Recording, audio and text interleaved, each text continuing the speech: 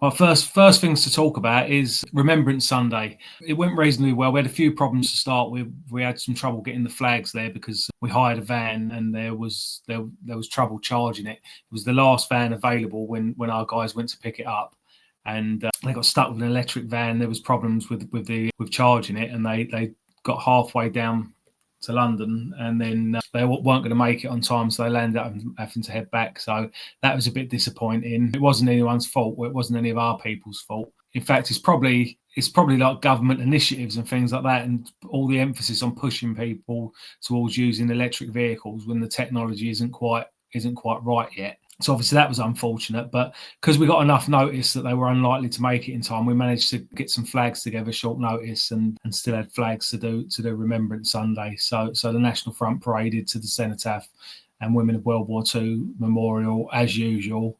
We had a few people there. It was probably similar amount to last year. Everyone got on well, everyone behaved respectfully, and to be fair, it's probably the best reception that I can recall us having, because all the members of the I think there might have been one woman who made a snidey comment, but other than that, all the members of the public all seemed pretty much on side. Everyone seemed friendly. We got clapped and cheered by loads of different people, and as usual there was lots of people taking photographs, including tourists and things like that. So it actually went pretty well in the end. We've had quite a few new members now that the online payments up and running, and that the mail merge is now going out, so we're emailing people to let people know what's going on. Thoughts on the Active Club? I don't know too much about the Active Club. From what I can gather, it looks like it's all been blown out of proportion by Hope Not Hate in the mainstream media, and it's just people trying to stay in shape. There's Muslim only boxing clubs and things like that, so it's unlikely that anyone's done anything wrong. I saw that Turning Point UK was slagging off someone for being in that, and that they'd worked at Buckingham Palace, and I can't remember the exact tweet. I did have, if I got it here, I did have it on. By the time I look it up, it'll take too long. But it said something along the lines of Nazis shouldn't be allowed to work at our institutions, and neither should communists, or the other way around, or whatever like that.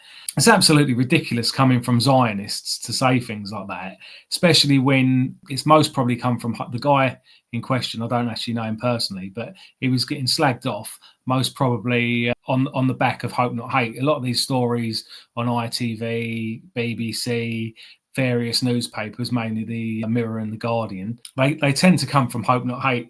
They've got their agenda. They put together stories, and it's a free story for the newspaper or the TV, because they don't have to do any research themselves. They get it handed to them on a plate, and then they just sort of slag people off. But the irony of it is that Turning Point UK want to slag someone off because the mainstream media are calling them a Nazi or calling their organisations Nazi, but the same mainstream media call Turning Point UK Nazis, so they might as well slag themselves off. I don't think I really answered your question properly there, because I don't actually know too much about the Active Club. Or I think in that story, the other organisation mentioned was Vanguard Britannica. Very positive reaction Sunday, Tony. Yep. Paul was there Sunday. He sounded like he enjoyed it. I enjoyed it. I'm always really nervous. I never enjoy the build up beforehand. And once I get to Victoria Station and bump into other people, and it sort of sets me mind at ease, and then we always have a thoroughly brilliant day. Like I said, I always do dread it in the build-up, especially when I was panicking that we might not have any flags. But yeah, it did turn out well in the end, and a good day was had by all. Giving Labour the keys has woken people up. I assume that's to number 10. Yeah, it's always sort of worked out that way as well. Whenever there's a Labour government, nationalist parties tend to do better under a Labour government. Obviously, the BNP was doing well under the last Labour government. From 2010 onwards, we haven't been as successful, because one of the reasons is with there being a Tory government. And I don't know why that works. I don't know if the general public's mind's at ease because they assume that the Tories are going to do something, and that at least it's better than Labour or something like that. But we all know it isn't. But I think the general public might feel that way. And it's always the same. It's always they lie to get into power, and then they try and encroach on people's freedoms. I was reading somewhere a couple of weeks ago about how obviously during World War II, they brought in ID cards for obvious reasons because there was a war on. And then when Labour got in after the war, they wanted to try and keep them as a permanent feature. And then under the Blair government, they brought in lots of rules around protesting and various things like that. And they were trying to bring in an ID card as well. And it's never mentioned in manifestos, but then Keir Starmer's lot's got in and it's getting pushed forward again. It's like being at school and saying you smell or something like that. It's one of those things that's just sort of thrown around. It hasn't got any meaning. It's like calling someone racist as well. It hasn't got any meaning to anyone who can think for themselves. A few feeble-minded people panic as soon as they're called racist, but or Nazi or anything like that. But if I get called either of them, I just think that someone hasn't got any argument and I just laugh at them. I got an email about Sunday. Sadly, I struggled to make it due to travelling times clashing. Engineering works, and you'd think that for Remembrance Sunday, you'd think they'd treat it as a Saturday service or a weekday service, but they don't. So you get a lot of train things going on. And also, I was meaning to look into it. I'll probably still look into it before next week's podcast. But I've been hearing that they were charging fortunes for hotel rooms, which you can understand because some of the hotels are taken up by the illegal immigrants at our expense, and then secondly, with Remembrance Sunday being busier than most weekends, there's extra demand on the limited hotel spaces that are available. So I think they seem to be packing away earlier this year as well at the Cenotaph. So I'd imagine that was probably due to less members of the public attending than normal. So it wasn't just people trying to attend the National Front March that had trouble. I think it was all people wishing to go to the Cenotaph struggled a bit more than normal. It's got a faster progress needed for Britain, who spent 8 years in Indian jail. And this is basically an Indian. Well, I'd say an Indian. The guy was born in Glasgow, but he's got an Indian name. He's a Sikh activist, and he's obviously of what they would call dual heritage. So you get all these people. It's an Indian in this case, but obviously this happens with African countries and lots of other countries as well, where you've got people that, for all intents and purposes, are foreigners. They might have been born here, they might not have been born here, and they might have been given British citizenship. But they go back to what's realistically their own country, where they've got political ambitions, whether it's personal or directional, and they're fighting for causes. Sometimes they might be breaking laws and being involved in terrorism. This guy was accused of being involved in terrorism, but I don't believe anything's been proven. Or they might actually be innocent and things like that. But realistically, what's going on in these countries to some degree is none of our business. And Britain in the past, and more America recently, has suffered from being the world's policeman. You get involved in all these different arguments about this, that, and the other that's going on in different countries, and then at the end of it, no one thanks you for it, and you just end up getting in trouble. So I think whenever someone goes back to the country of their forefathers or their country of their own birth and gets involved in trouble, I think whether it's their own fault or not, I think it's none of our business, and the government shouldn't be bothering themselves getting involved in it. If you imagine how many British people go abroad and land up, I know it happens, people get involved in drugs and things like that, but compared to how many people that aren't British, well, I say aren't British, aren't what normal people would consider British but have been given British citizenship, who go out to these countries in all intents and purposes, their own country, get in trouble, and then all of a sudden they're British citizens and they want us to get involved in sorting it out for them. And again, I don't know much about this case. The guy might have done nothing wrong for all I know, but there's probably hundreds of thousands of people in the world that are in trouble that haven't done anything wrong or have only done something a little bit wrong, and it's being overreacted. So there's in my opinion, there's no way we should be getting involved in this. If I was born at sea, would it make me a fish? Yeah, that was the old one, wasn't it? If a dog was born in a stable, would it make it a horse? I suppose it'd depend whether you was buying or selling, really. Windrush lot were originally wanted boat people. They're only over here on the take and their own interest. Yep, that's definitely right. EA did a good video describing when Rush Generation started. I haven't actually seen that. I'll have to give that a watch another time. The FA faces furious backlash with white Britons forced to pay 3 times more than BAME the course.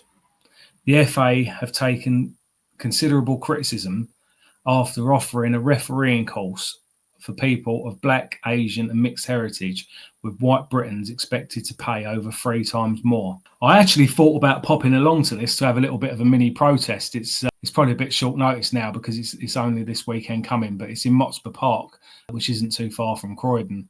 And yeah, they've got this course. Apparently, it's to create a safe environment for non-whites. But has anything been going on at normal refereeing courses? That you've got like people running around in KKK suits or anything like that. FA run referee training courses. It's an absolute joke. They don't. If anything, it'd probably be the white people that need the safety from them rather than the other way around. But another reason they've given is the fact that I think something like 97% of referees are white.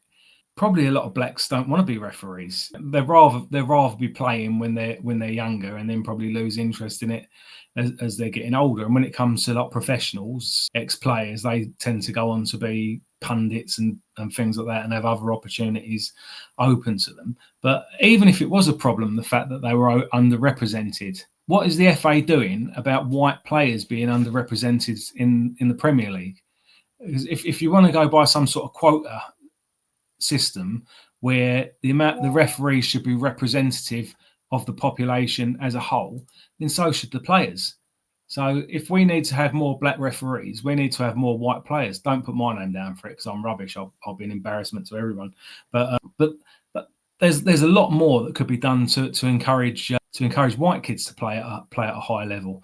Even the fact that they're playing against black kids when they're in junior school, in senior school, and things like that, because the blacks tend to develop faster than whites. A lot of the time, they're effectively playing against someone who's a couple of years older than them, although they're actually the same age, but development-wise, are a couple of years older than them. So they could be doing something like that, but they're not, because it only works one way. If blacks are underrepresented or in something positive, like refereeing or some sort of sport, like the women's England football team, or if they're overrepresented in something like getting sent to prison or dying in childbirth or something like that, then something has to be done about it.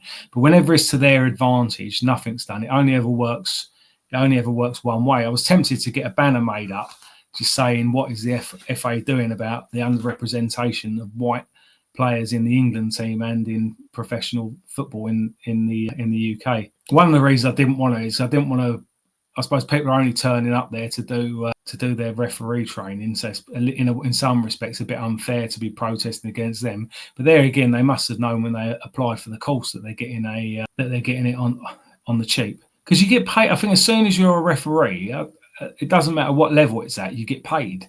So anyone who pays to do the referee course, unless they fail it, I don't know if you get your money back if you fail, but anyone who's serious about doing it and passes the course, they make their money back within a few games anyway, I would have thought. The FA doing sweet FA.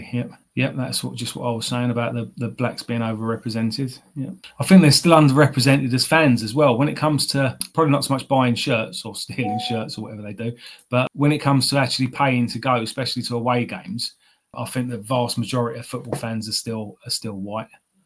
Even in some of these sort of very like Arsenal and Brighton and things like that, left-wing clubs and clubs that have got a lot of black players and things like that. Now, Crystal Palace, which is my English club, was one of the first clubs to have quite a few black players, and it's always been renowned with people like Paul Ince and Ian Wright, and there's a lot of foreigners now, or a lot of non-whites now, should I say. But then still, when you see the fans, the vast majority of them, there are obviously non-white fans, but the vast majority of them still are whites, and they're the ones paying the money to go to games, people buying shirts as well and things like that. It's absolutely terrible. The sooner people realise they're getting mugged off, it's not as if it's just one or two clubs doing it. It's the whole FA and all the clubs and everything. West Bromwich Albion was one of the first. And the national teams, even certainly England, I reckon blacks are at least 50-50 on the squad.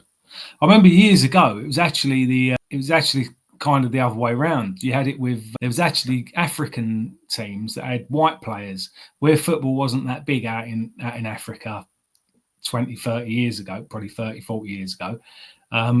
quite a few of the teams actually had white players in the team, because people who was working out there, or people that had just gone out there to teach football or whatever they were doing, landed up in their national team once they've been there for a few years. I think the rules are, for playing international sports, football and Olympics and stuff like that, is I think you have to have citizenship to live in a country, and you can't have represented another country for 3 or 5 years or something beforehand. It's actually ridiculous, because people can actually play for more than one country. I think Ryan Giggs, although he was a youth when he played for England, he played for both England and Wales. I know that's a bit different because it's like the home countries rather than proper foreign countries, and a lot of them resent it as well. A lot of them resent playing for England. They play for financial reasons, and then and they've got a chip on their shoulder about it afterwards. You've got people like, I think it was Dion Dublin, I apologise if it wasn't, but he said something about singing the national anthem and how they just didn't do it in his family and things like that. So yeah, you can bet a lot of them playing today as well would resent us for doing it. People like Gary Neville, I know we spoke about him more a few weeks ago, but he never used to sing the national anthem. I think he came from more of a communist background than a foreign one, but yeah, I think Glasgow Celtic had the very first black player, and it makes sense now. They are complete communists. Yeah, Celtic. I think, was it Celtic and Hibs that were booing the separate games as well, that were booing the 2-minute silence at the football the weekend. I didn't actually see it myself, but I think I saw a clip of it. It's absolutely disgusting. I think it was the First World War. A couple of Celtic players actually died in that. A lot of people from the Republic of Ireland fought in the First World War, and they're just tarnishing their memories. Like Rangers makes a big show of it, and honours all of the, what should I say, Protestants or Rangers supporters or all of that would have died in both the world wars. Probably show more respect for the Celtic supporters and players that also died or fought in those wars than the actual Celtic team does themselves. Blacks want everything for nothing. Plenty of white organisations ready to pander to them. Rangers have certainly not got the Queen's 11 anymore, no. Football is full of the wrong kind of tribalism. Yep, that's it. Well, again, years ago, like 100 years ago, when most clubs were being formed around then, they would have been like works teams or whatever, wouldn't they? They would have been formed around the pit or the dock or the ironworks or something like that, and hence some of the nicknames in football. And everyone would have been from the local area, and also not so much the supporters, because usually most supporters are from the local area. You get a lot that aren't, but most are. But the players would have been as well. Players would have grown up, especially in the early days when they weren't professional. They would have still been working in the pits, in the docks, or the ironworks, or anywhere else where they would have been working, and people would have known them. And then even moving more forward till about sort of 40 years ago, when people, although the players were professional then at top level, people would have known them from growing up. People would have played football with them at school or gone to school with them and things like that, and they would have been known in their local area, and that would have been something to get behind. And it'd be like you're cheering on people like you from your area and things like that. Same as the national team. You should be cheering on people because they're like you, rather than the fact that it suited them to play for England because you get more money than playing for one of the Caribbean or African countries. Yes, Tony, Celtic and Hibs were burning it. Yep. Ireland was part of Britain back in World War One. Yep. Yeah, a lot of people forget that. It's like when the Irish complain about British imperialism, they forget that they was actually part of it as well. That it wasn't just us. And if we land up paying reparations for slavery, hopefully we don't, but if we land up paying it, they can pay some of it as well. Diversity could strike at any moment. Actor Roy Wood Jr. said he found the descendants of the family that purchased the first slave of his bloodline. Says he will pull up their house. I hadn't heard that. No. But again, it's collective punishment. Nobody, or no British people that ever owned slaves, including the ones that would have been out in the Caribbean or the Americas, are alive now. So it's talking about punishing there, which is, I believe it's not the Geneva Convention, but some sort of, it's against the Human Rights Act and things like that. Collective punishment and punishing people for the supposed sins of their their ancestors. And what they need to remember is, I know I'll sort of bang on about this quite a lot, is the fact that the descendants of slavery of transatlantic slavery have done very well out of it. That's the reason that they're in Britain, the Caribbean, or America rather than in Africa. And even their ancestors that were slaves, although it couldn't have been nice being a slave, but compared to the alternative, that they probably would have been killed in Africa in some sort of tribal thing. They were captured and sold by other Africans. If they couldn't sell them, they probably would have killed them. Or they would have ended up being slaves in Africa, which I'm sure would have been a lot worse than being a slave in the Caribbean or America. I don't think we've got anything to feel bad about, anything to apologise for, and definitely haven't got anything that we owe them any money for. How many out Sunday, Tony? I hope people didn't stay in pubs instead of walking. There was about 18 of us who walked, maybe 19. Someone turned up at the last minute. I think there was about 19 of us that walked. There were quite a few people did stay in pubs or outside pubs and things like that. But to be fair, people do have to worry about their jobs. I'm not going to condemn anyone for not actually walking. It's better to show up and show their support as well. Ideally, we could have more people. A lot more people walking, but that's the thing. When you've got people like Hope Not Hate that turn up to take photographs specifically for people to lose their jobs, you can understand why people worry. I know people have lost their job. I know at least one person that I know personally lost his job. This is a good few years ago now, but lost his job for marching on, or parading, should I say, on Remembrance Sunday. So it's absolutely disgusting, people losing their jobs for things like that. And I wouldn't ever go at anyone or complain to anyone for not doing it. So, like I said, we could always do with having a lot more people there than that, but it's better than nothing. Especially considering on top of that, we had a couple of people that were in the van that made it a couple of 100 miles, or should I say about 150 miles towards London, and then had to turn back. My granny was a slave working in service at a big house. She had no white privilege.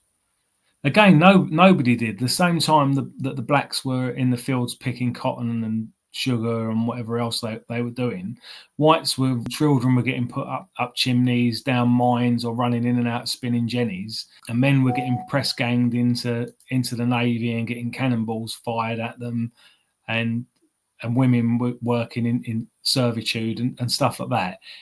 I think a lot of people on the left seem to think that 200 odd years ago that all white people were sat at home playing computer games or something and judging things by today's standards, but that is far from the truth. Like when you got all the slaves in the field singing and that as they work and that, and then a lot of white people would have been working in environments where you couldn't sing because of deafening machinery, or you was on your own, or you needed to be following precise instructions, or all sorts of things like that. I'm not saying the slaves had it particularly easy, but by no means did our people. I say we, I obviously wasn't back then, but our people obviously didn't have it easy either. Yeah, I heard this on History Debunked, I think, as well. The Slavs were slaves. Yeah, the word slave comes from the word Slav.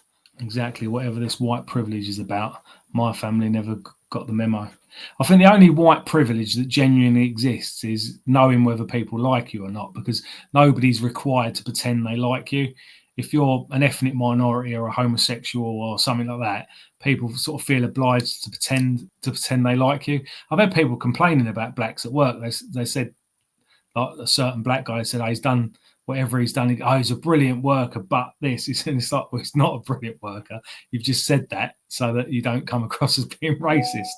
But it's absolutely ridiculous. But nobody feels that they have to be polite, or they have to pretend to like you. So at least we've got that, knowing. I'd be embarrassed if people had to pretend to like me, and I thought if I found out people didn't like me, had been pretending to like me. Obviously, people do things like that, don't they, for their own ends, but people don't have to do it for any racial or political reasons. White privilege is a myth invented by the left when white privileged. Yeah. Again, something that I like to point out to them is class privilege does exist, and a lot of white people do benefit from class privilege, but they seem to think that it applies to all white people, which it doesn't. You've got black people that come from backgrounds like Lewis Hamilton and things like that who've benefited from class privilege that most white people haven't benefited from. you've got the composer from Croydon. I keep seeing things up with his name on it. I'm forgetting his name now off the top of my head. It will come to me, but there's what they call him, a black composer. I think he's about 2/3 white because he's part Creole, which is partly white anyway, and on his dad's side, and his mum was white, so he's probably only a third black. But they said Samuel Coleridge Taylor, that's it, and they celebrate him as a great composer, but I think he was just sort of mediocre. He composed a couple of songs. I don't think they were very big at the time, and then 20 or 30 years ago, somebody realised that there'd been a black composer, and they've all jumped on saying how brilliant he was. But someone like that would have benefited from class privilege. You know, he learnt musical instruments, how to write music, this, that, and the other. When probably a lot of white people probably couldn't even read and write back then, and things like that. So it's not a white thing; it's a class thing. But I think because they've benefited from it, they think everyone's life's exactly the same as them. They think all white people went to finishing school or something like that. Talks about Red Action. Did you ever encounter them? Not Red Action. I think that was a bit before my time. I only really got involved in nationalism in the sort of about 20 years ago now. Yes, I think I joined the BNP in about 2003, and I started becoming active about 2005. So Red Action was before my time. I've had a couple of small run-ins with Antifa and stand up to racism and people like that, but they were particularly nasty from what I've heard. Red Action. But like I said, that was before my time. Exactly. It's absolutely sick when you think about these evil little creeps like Lowles and Collins. Yep, 100%. And Joe Mulhall, don't forget him as well. He's one of them, yeah. They basically earn a living from telling lies. I wouldn't be surprised if the rest of them, because most of them are a bit posh, but obviously Matthew Collins isn't. And I wouldn't be surprised if they absolutely despise Matthew Collins, because obviously Matthew Collins was involved with the BNP and the National Front in the 90s, I think it was. And then he fell out with people, so he decided to make up a load of stories and twist things and this, that, and the other. And Hope Not Hate use him as, how would you describe it? As some sort of authority, because like an insider, well, it was called the Insider's blog, wasn't it, that he used to have? I don't know if he still does it.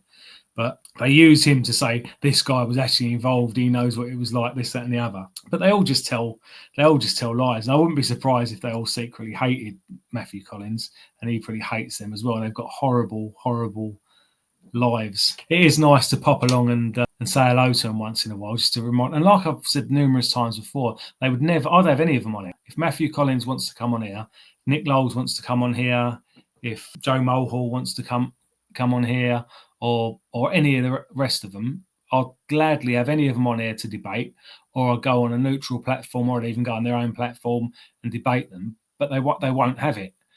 Even James O'Brien, at least he lets people on briefly, even though he sort of talks over them, dims their mic, and then gets rid of them like he did to me. But I've never seen anyone from Hope Not Hate, and please correct me if I'm wrong here, debate with anyone. I've seen them on lots of programs and podcasts and things like that, but they're all sterile. They go on there, they say exactly what they've got to say. They get asked a couple of questions, but the questions are more to assist them than say. Nobody says, well, hang on a minute, that doesn't make sense. That doesn't make sense. That's one of the reasons why I've done a few videos on them before, because I've watched podcasts and I'm thinking, how can any intelligent person believe a word of what they're saying? You'd think someone doing a podcast, or even more so a TV program where they've got researchers, would actually think, right, I've got this guy on in a week's time.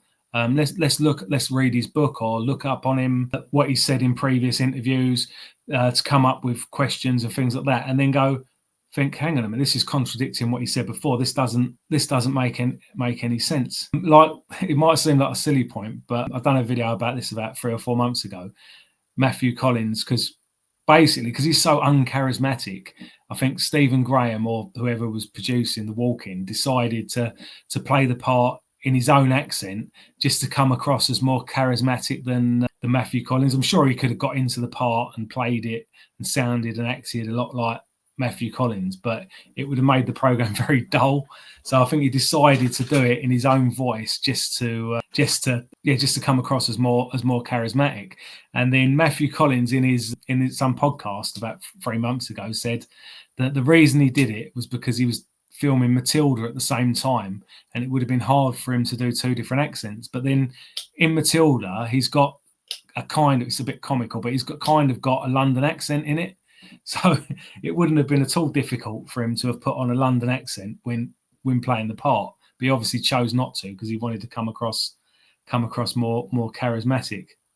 But they need challenging Hope Not Hate as often as possible. I went out a few weeks ago because they had a weekend of action going leafleting, and to be fair, I don't think they did anywhere near as much as they said. They reckon they put out about 600,000 leaflets, but I only saw one person complaining about getting a leaflet on Twitter. So, and I knew an area where they was meant to be going out, and I went checking around there, and I was looking. I didn't see them. I didn't see any leaflets lying around or anything like that. So, but we need to keep on, and just, even if you don't really catch them, just even if they know people have been looking for them. I'm not talking about for anything violent. I'm just talking about just to question about their activities and publicly humiliate them. But we need to, I want to find out where their office is. They've got an office in London somewhere, and I'm going to find out where it is, and we'll be having a demonstration outside there. I'm not even sure if Matthew Collins is living in mainland Britain. He's either, I think he's probably in the Republic of Ireland, but he might be in Northern Ireland. But he's definitely that side of the well, I'm pretty sure he's that side of the Irish Sea. Red Action died out by late 80s, certainly very early 90s. But they were a lot more handy than the cretins they have knocked about today, to be fair. Yeah, that's what I've heard about off a lot of people. I think a lot of them were like Irish labourers and things like that, and the sort of old school, sort of tougher sort of Jews. Yes, 100%. I've always said it was class. White people were treated terrible in the olden days as well. Yep. Did the boys at the Battle of the Somme suffer from white privilege? Yep, exactly. What do you think of Mike Graham being sacked? I'm not sure the actual details on it. I've seen that, I think the story first, he got suspended about 2 or 3 weeks ago for a social media post, but he was denying making the social media post. And I think Talk Radio got some, or Talk TV or whatever it is, got the, they had some sort of forensic phone expert or internet expert or whoever they were that they wanted to check his devices, and he originally said he'd cooperate and then didn't. I don't know how true that is, but I think really if you're caught doing something like that, you're best off just well, I personally would just admit to it anyway. But the thing is, it was probably a bit unlucky to get chased with that. I think normally when someone says, "Oh, I've been hacked" or something like that, they normally get away with it. I know that Gavin Barwell, when he was the Tory MP for Croydon Central, there was a porno post, a porno tweet, and he or somebody on his account responded to it. They'd done a reply but didn't actually type anything, like their hands were sort of busy doing something else or whatever happened. And he just denied it, that it was him, and said that someone else with access to his account must have done it. And I don't think it got looked into any further than that. He didn't name the person that it was, and he didn't get in any trouble for it. I doubt he even got looked into for it. So I think Mike Graham was pretty unlucky. Can anyone remember what the actual post was? I can't think for the life of me what it was. Hope Not Hate use the old get out clause of no platform for fascists. So immediately shutting down any chance of debate. Exactly, they use that, but really anyone should have the right to defend themselves. If the worst paedophile or terrorist or anyone like that gets caught, they can't actually be convicted until they've had a chance to stand up in court and put their side across, if they've got a side. You know, everyone's entitled to a defence. And it's supposed to be that case with the media. If they're doing a story on you, they're meant to give you a chance to reply. They don't a lot of the time, and things like that. So I know that's their case. But if they want to go like that, they shouldn't mention people. They shouldn't be talking about people that they aren't going to give a chance to defend themselves. And also, like I was saying before, it's not even just the likes of us. I'm talking about, they wouldn't even share. I doubt they'd share a platform with even someone like Jacob Rees-Mogg or Lee Anderson or anyone, probably even Boris Johnson. They probably wouldn't share a platform with, because they know that they just get pulled apart.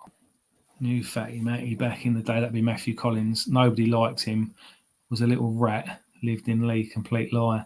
Yeah, that's what I've heard from people as well. It deliberately do things to wind people up. Like when he was with the BNP, he'd try and wind the NF up, and vice versa. You get a few people like that. That looks interesting.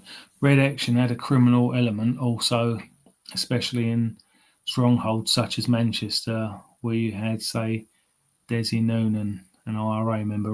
Red Action, organised crime gang leader. Yep.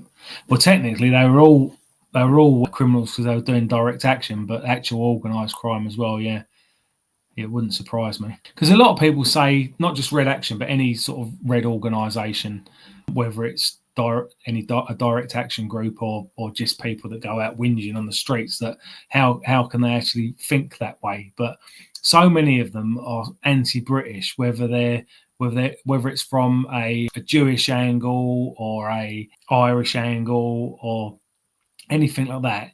So many of them just basically just hate the British. They hope not hate, call themselves hope not hate, but they thrive on hate. They're the most hateful group of people you could come across. Like I was saying, that Joe Mulhall book and at his events, they literally praise or celebrate the song, the Black and Tan song, which is basically about genocide and forcing people out of their homes in the Irish Free State after they got independence from Britain.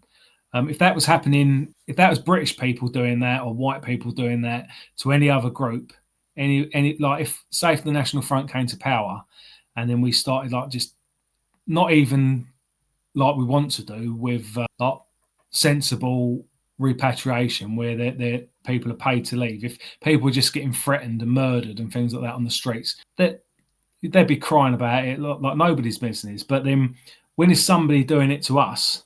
When it's IRA supporters doing it in the Irish Free State, they celebrate it. Yeah, the most hateful people going, hope not hate. England, Scotland, Wales, and the whole of Ireland lost nearly 1 million men in World War One.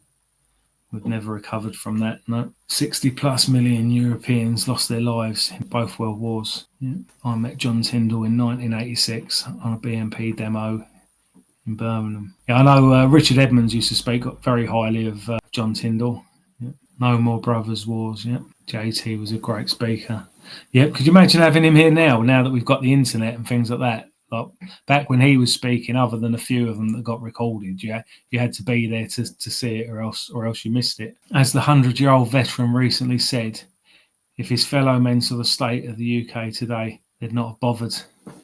Yep, I remember that used to be like years ago when there was a lot more World War II veterans. Well, there was still World War I veterans around, and there was a lot more World War II veterans around. Loads of them used to say it, and they were lied to. You've got all the people now that say that they went off to fight against racism and Nazism and this, that, and the other. They were told they were going off to fight A, because Poland had been invaded, and B, that Britain was in danger of being invaded. And then at the end of the war, Poland was still invaded because they were occupied by the Soviets. And there was never any real threat of Britain being invaded by the Germans. Although the Empire Windrush was a German ship throughout World War II that never tried to invade us once. And then once it fell into British hands, it was then used to invade us. And then now used to rub salt in the wounds. War is a racket. Read the book by Smedley Butler. BBC 5 Live did an hour on Epstein today. Not once did they mention he was Jewish. In fact, they described him as from a poor white family. No mention that he was a Zionist. Funnily enough, I was actually watching Owen Jones today, and he actually spoke about, he seemed a bit cautious about doing it, but he actually spoke about something that we've been saying for years, that he didn't actually say he was, but he questioned whether he was, whether Epstein was involved with Mossad, especially the link with Ghislaine Maxwell as well, because Robert Maxwell was almost definitely working for Mossad, especially where he's buried. And the fact that Ghislaine Maxwell linked the two of them, and they were so similar in characters and what they got up